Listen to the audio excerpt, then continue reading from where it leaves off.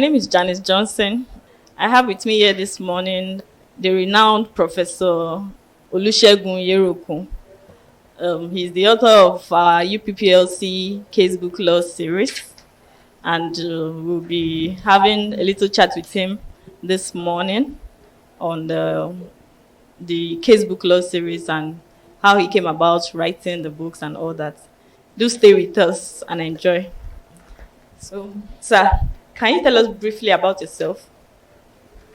Well, I'm Olusegun Yeroku, and I was born and bred in Ibadan here, and had my primary education here, secondary school outside Ibadan, and later went to England where I had my tertiary education, first degree, second degree, and all other professional degrees. And I came back to Nigeria in 1973. Sir, can you tell us a little bit about your work experience so far? Well,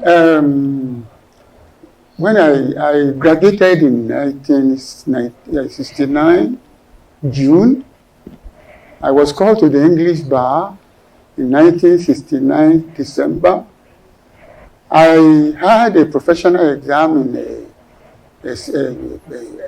chartered secretary, and later I had further professional exams, and I came back to Nigeria here and went to the law school.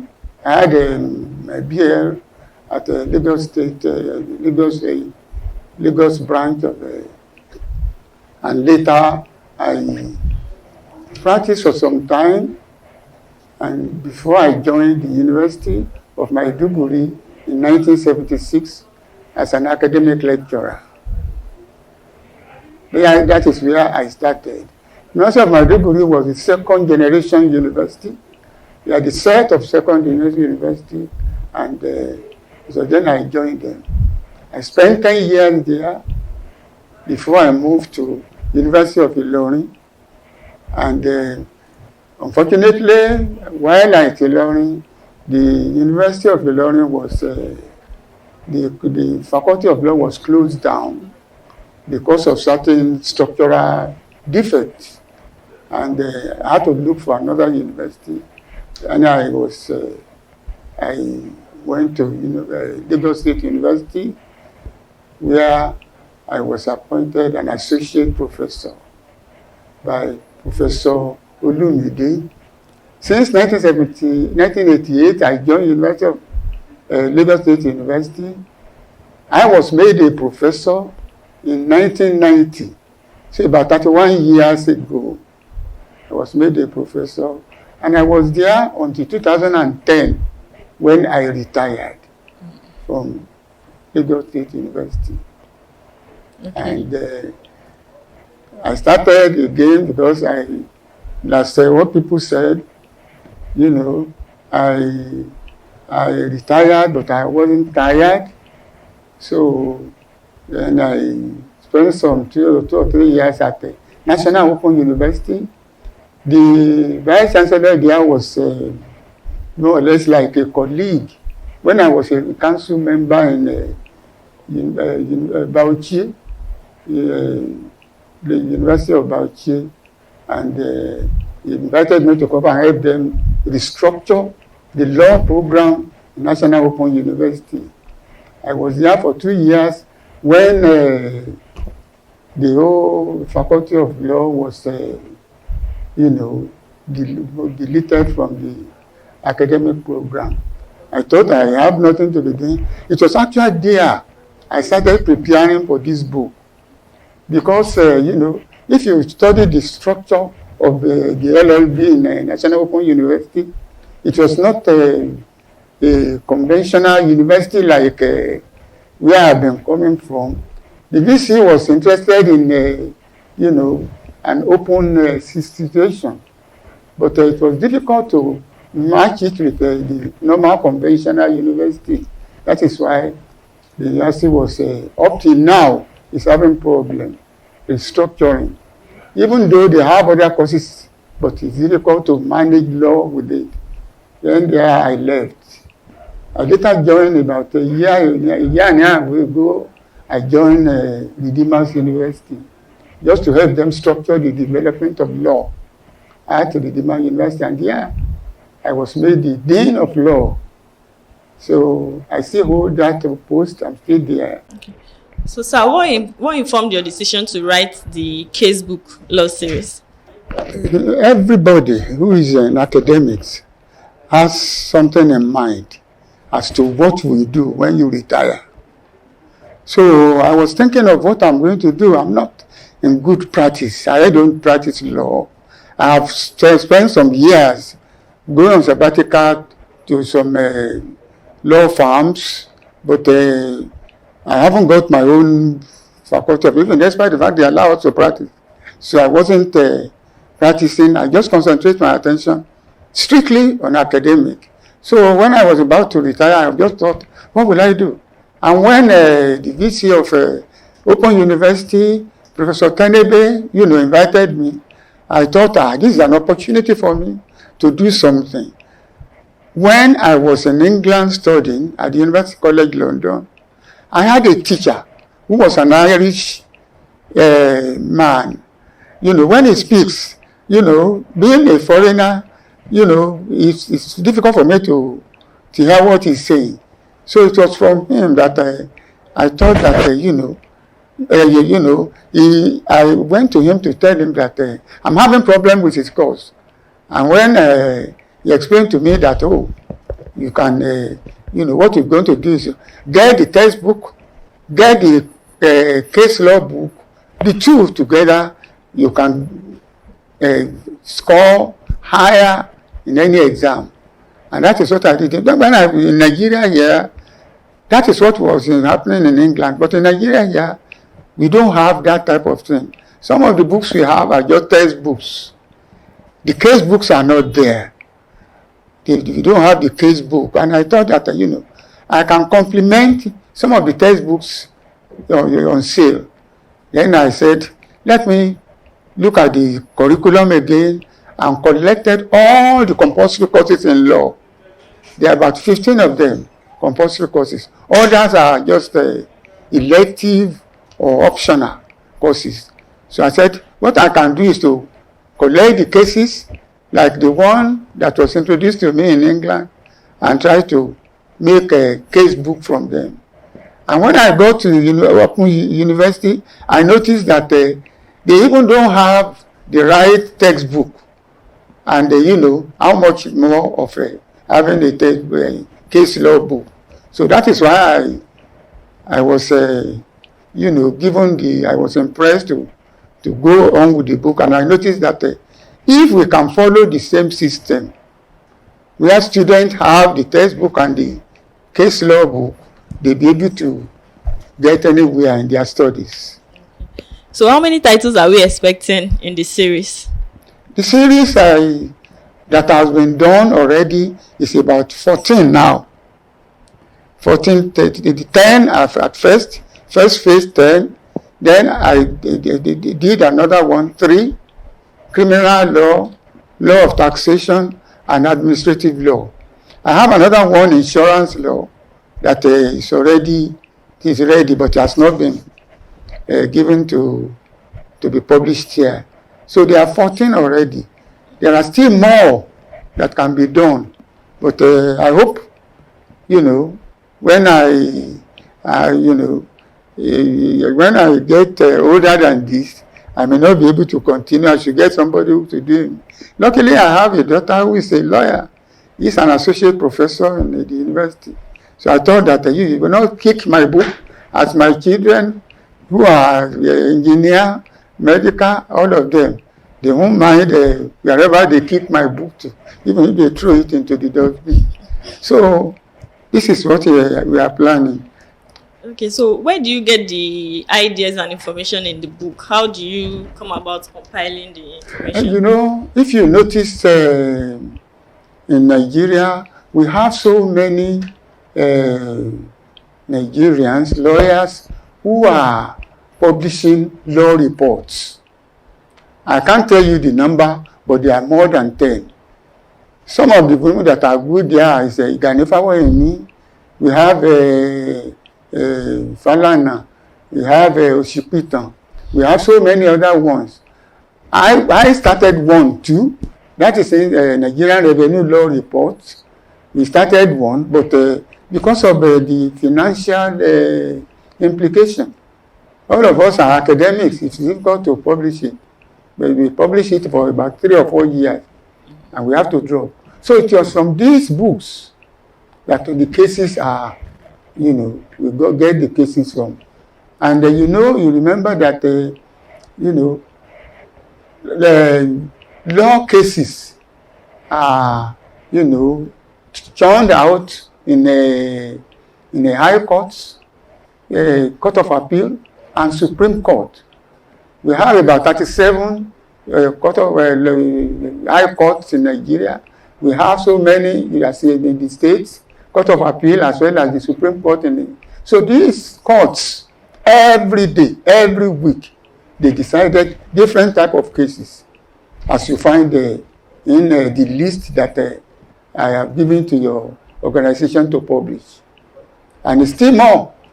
If others can just do more, as we have law reports in other areas, from them we get the materials. The materials are there, and it is the will to publish it that is important. Okay, so what are some of the challenges you faced in the course of writing these books? The challenges? Yes. Well, the most important challenges is,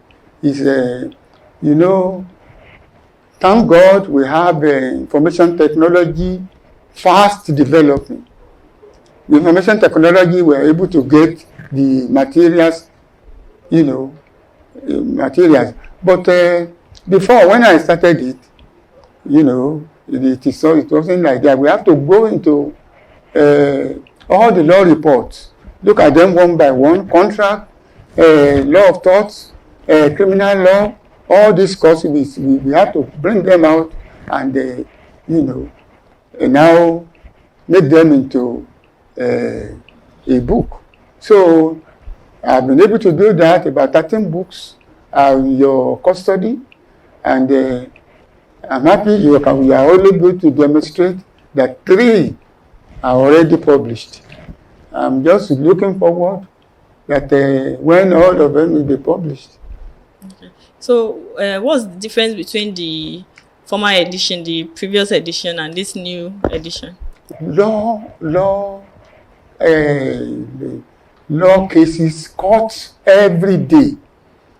They pronounce judgments every day. All the courts, 37 courts, 37 courts, all the 37 courts in 37 states. They pronounce all the law of contract, law of all these different type of laws. They pronounce them, and to get them to publish, it's not easy. It's not easy. Now, law is the dynamic thing. It's pronounced every day, and you have to update it. Some of the one you have there, you see that, I have been trying to update it so that all the cases, 2020, 2021 cases are there. Because if not, it will not be updated, and it will not be marketable. So that is what the first one, 2016, it was published. Now it's nearly 5 years now. The one that they have been giving to me, I've been trying to make sure that they are updated to 2020. So that will make everybody, make the book more viable, more competitive, and more sellable. People will look at it. So these are the type of things.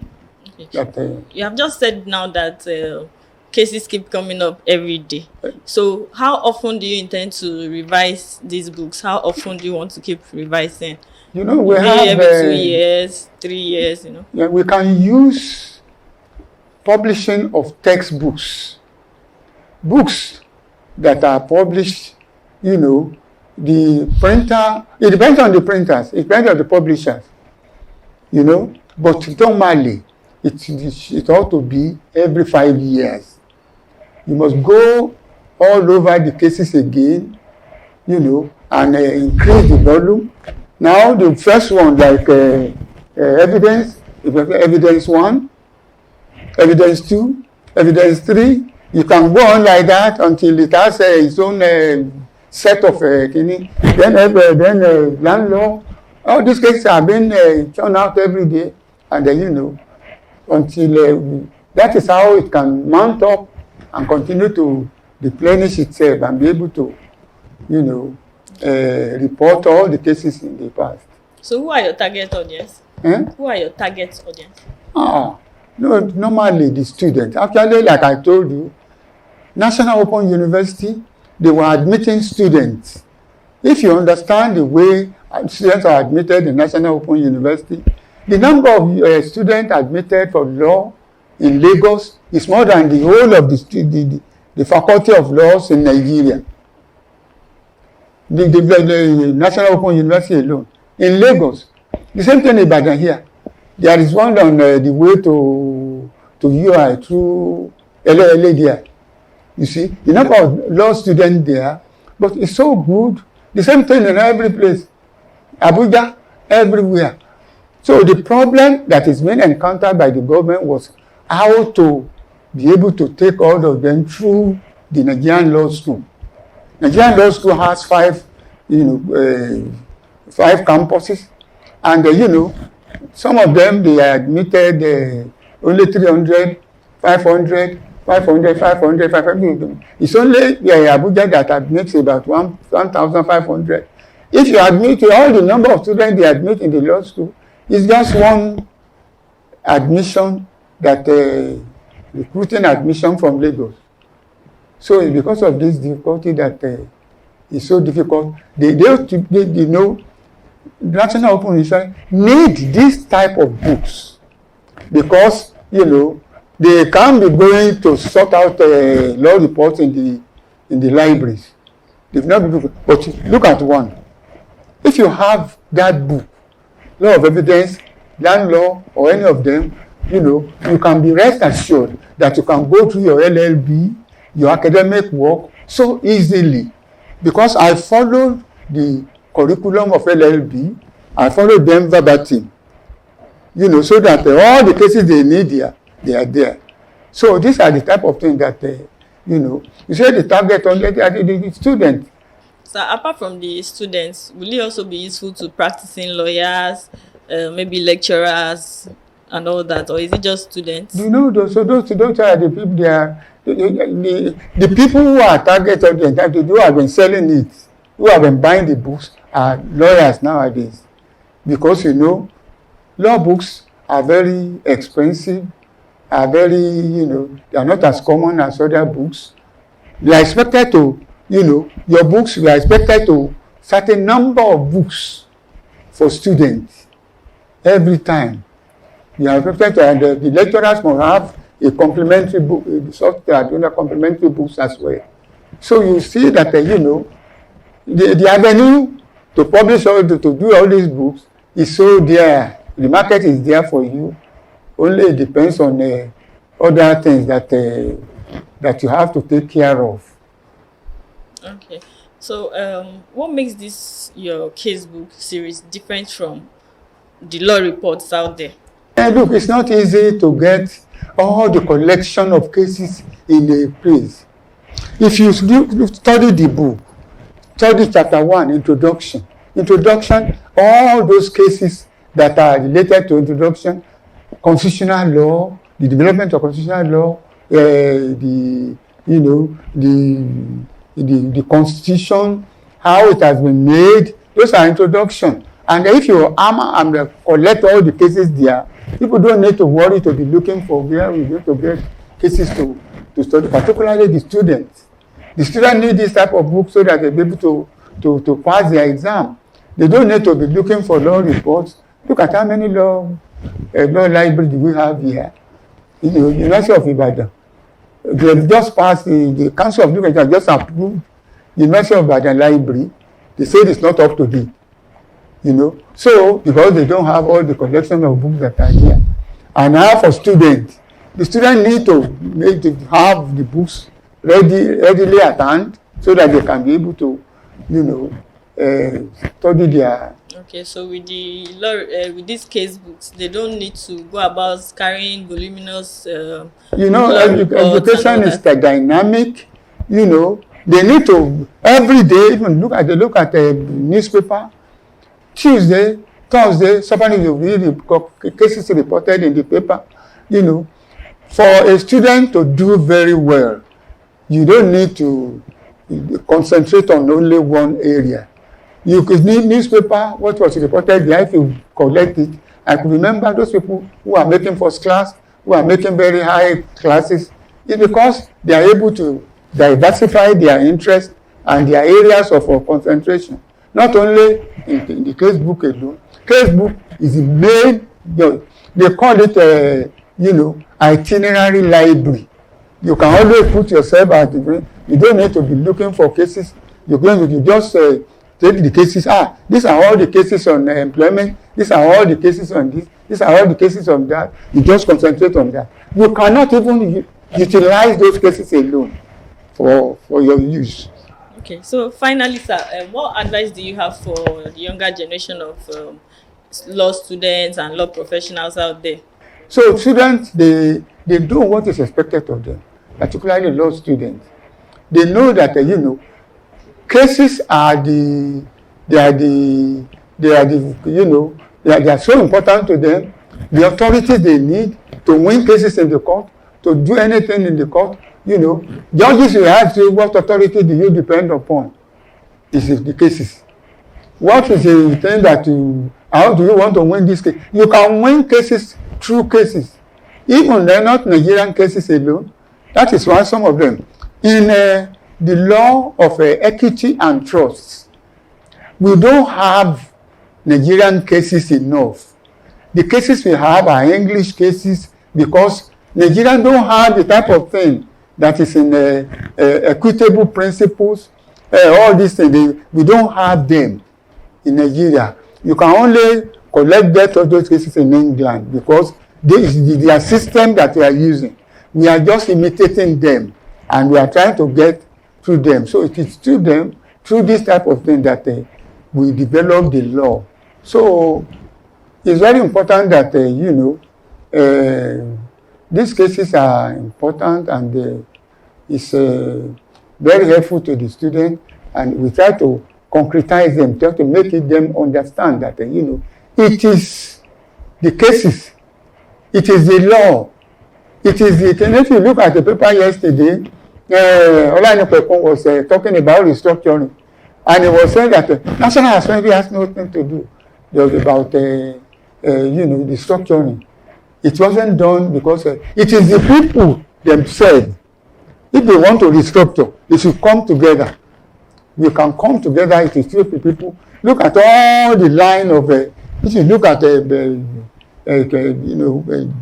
constitutional law, all the laws that are published, all the laws that started right from 1990, all the law for restructuring idea. How do we restructure? Now it is 19, but when it was 19, when Abu Salam, when he took over from Abacha, it was there. Now they now force a constitution of Nigeria, and that is what they say. It's not Nigerian constitution. This is not Nigerian constitution. Olanipekun analyzed all the constitution of the world, and he was telling them that Nigerian constitution is not Nigeria that actually prepare the constitution. It is the force of military that just impose it on Nigerians. So these are the type of things that and there is nothing we can say more than until maybe we develop or to do at other places, until we make sure that books are important to us. There is no other way. So that was a very insightful interview with Professor Olusegun Yerokun, the author of the UPPLC Casebook Law Series. So we thank you very much for that interview.